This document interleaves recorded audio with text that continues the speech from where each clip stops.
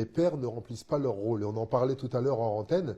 80% des divorces et des séparations sont décidés par la mère. Et bien souvent sans faute grave. Donc bien souvent, c'est pas qu'on a eu des pères absents, c'est qu'on a eu des mères qui nous ont kidnappés. Moi, avec tout l'amour que j'ai pour ma mère, elle est partie de Dakar parce qu'elle souffrait, parce qu'elle était triste. Elle a pris son enfant et à aucun moment, ces femmes se demandent, mais est-ce que cet enfant a besoin de son père? T'avais quel âge? Donc j'avais 3 ans. Ouais. Donc on est nombreux à avoir vécu ça, une femme qui est malheureuse, qui est frustrée, qui est pas comblée et qui décide de partir et qui à aucun moment se questionne sur l'équilibre homme-femme et sur le besoin. Moi, je suis fâché avec cet homme, donc je t'en prive. Mais toi, t'es pas fâché avec cet homme, toi, t'as rien à lui en vouloir, tu vois.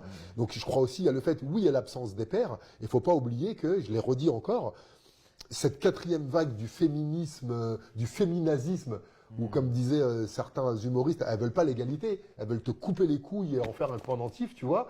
Il faut. C'est l'égalité, si t'as plus de couilles, t'es voilà. comme elle. L'homme n'est pas nécessaire, l'homme est dangereux, le patriarque. Il faudrait vivre qu'avec des femmes. Ouais. Et je trouve que c'est pas sain et c'est pas clair. Et beaucoup de femmes souffrantes du masculin ont privé leurs gamins de l'énergie masculine dont ils en avaient besoin. Donc ça fait souvent des gamins qui sont déséquilibrés, qui sont très violents, ou l'inverse, on a des gamins qui sont complètement perdus, qui mettent des croque-tops et qui cherchent la femme en eux, on sait plus où on en est, quoi, tu vois.